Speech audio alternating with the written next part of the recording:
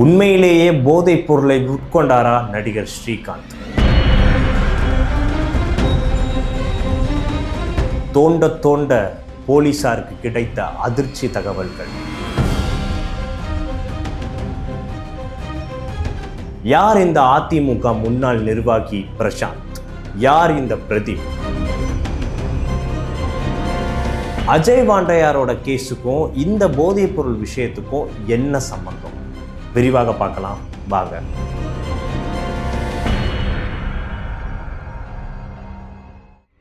வணக்கம், இது second floor Tamil. நான் எம்டி தினேஷ்குமார்.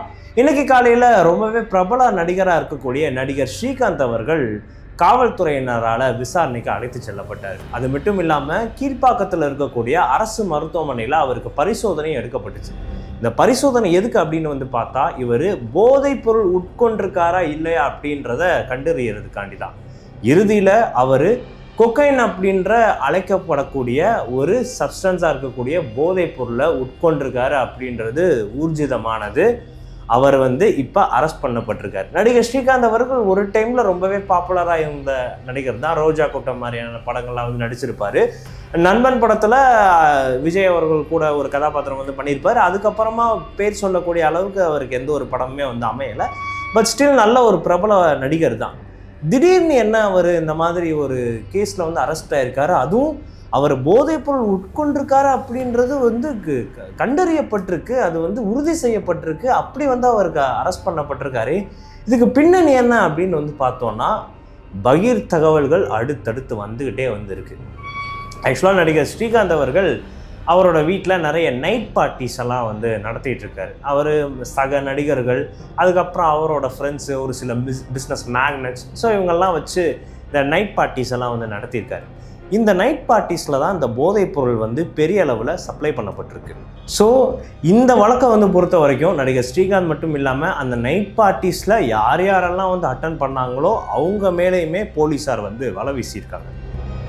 சரி, நடிகர் ஸ்ரீகாந்த் அவர்கள் எப்படி இந்த மேட்டரில் மாட்டினார் அப்படின்னு பார்த்தா, இதுக்கு பின்னாடி ஒரு பெரிய பின்கதையே இருக்குது. கொஞ்ச நாளைக்கு முன்னாடி அஜய் வாண்டையார் அப்படின்றவர் சென்னையில் இருக்கக்கூடிய ஒரு ரெஸ்டோ பாரில் ஏற்பட்ட ஒரு தகராறு காரணமாக கைது செய்யப்பட்டார். இந்த அஜய் வாண்டையார் அப்படின்றவர் யாருன்னு உங்களுக்கே தெரியும். வாண்டையார் அப்படின்றவரோட பையன். ஸோ இவரை அதிமுகவில் ஒரு பொறுப்புலையும் இருக்கார். இவர் ஒரு அடிதடி விஷயம் காரணமாக தான் கைது செய்யப்பட்டார். இந்த அஜய் வாண்டையாரோட கைதானவர் தான் அதிமுகவில் இதுக்கு முன்னாடி ஒரு முக்கியமான நிர்வாகியாக இருந்த பிரசாந்த் அப்படின்ற அழைக்கப்படுறவர். இவர் ரொம்ப வருஷமாக அதிமுகவில் இருக்காரு. அதிமுக ஐடி விங்கில் ஒரு முக்கியமான பொறுப்பில் செயல்பட்டு வந்தார். பட் இப்போ இந்த அரெஸ்டான விஷயம் ஒரு அடிதடி காரணத்தினால வர அரெஸ்ட் ஆனதுனால அதிமுகவிலேருந்து அவரை நீக்கிறாங்க. ஸோ அவர் இப்போ முன்னாள் நிர்வாகியாக தான் இருக்கு. ஸோ இந்த பிரசாந்த் அப்படின்றவர்கிட்டையும் பிரதீப் அப்படின்ற ஒரு கேரக்டர்கிட்டையும் இந்த ரெஸ்டோ பாரில் நடந்த தகராறு காரணமாக போலீஸார் விசாரணை நடத்தியிருக்காங்க. அப்போ தான் போலீஸாருக்கு நிறைய திடுக்கிடும் தகவல்கள்லாம் தெரிஞ்சிருக்கு.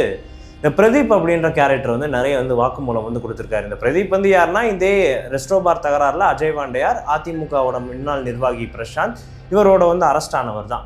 ஸோ இவர் பெங்களூர் டு சென்னை அடிக்கடி ட்ராவல் பண்ணிக்கிட்டே இருக்கக்கூடிய ஒரு ஆள் போல இருக்குது.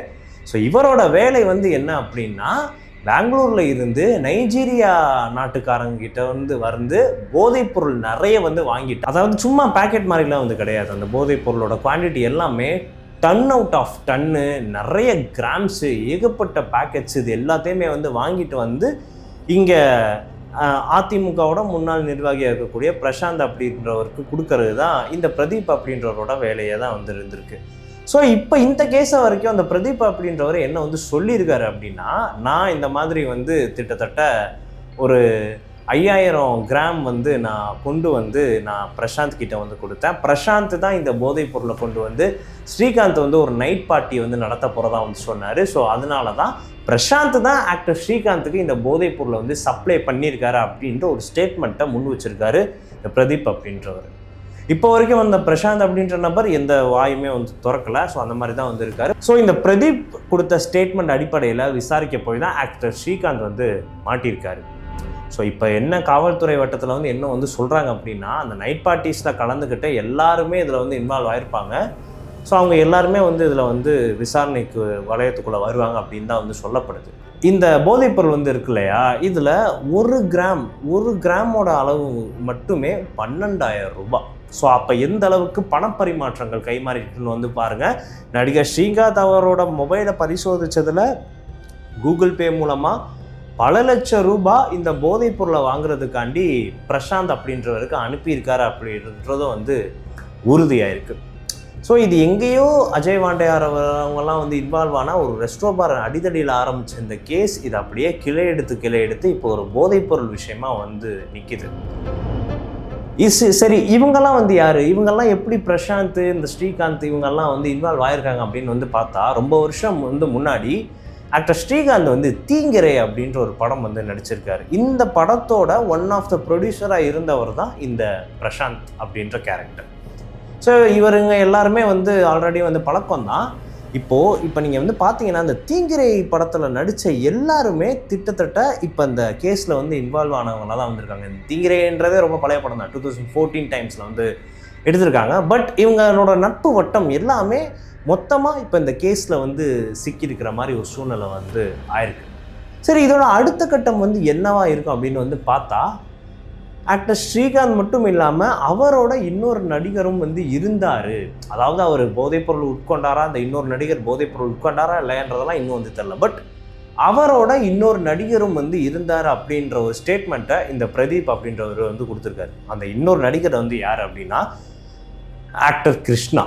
இந்த ஆக்டர் கிருஷ்ணா வந்து யார் அப்படின்னா கழுகு அப்படின்ற படத்தில் நமக்கு பெருவாரியாக வந்து தெரிஞ்சவர். டைரக்டர் விஷ்ணுவர்தன் அவரோட தம்பி தான் இந்த ஆக்டர் கிருஷ்ணா.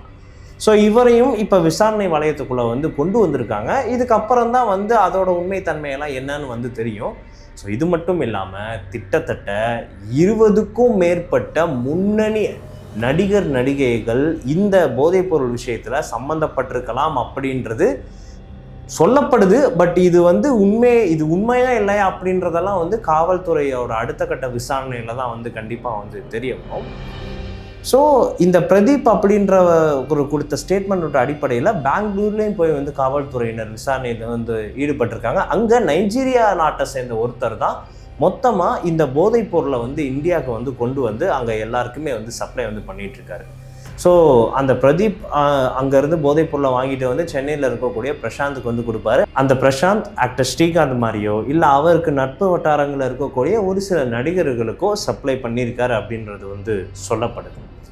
ஸோ இதெல்லாம் அடுத்த கட்டமெல்லாம் என்ன அப்படின்றது போக தான் வந்து தெரியும். இப்போவே ஒரு சில நடிகர்கள் அந்த நைட் பார்ட்டிஸ், ஆக்டர் ஸ்ரீகாந்த் நடத்தின நைட் பார்ட்டிஸில் வந்து அட்டென்ட் பண்ணவங்க எல்லாம் விசாரணை வளையத்துக்குள்ளே வந்து வந்திருக்கதா வந்து சொல்லப்படுது.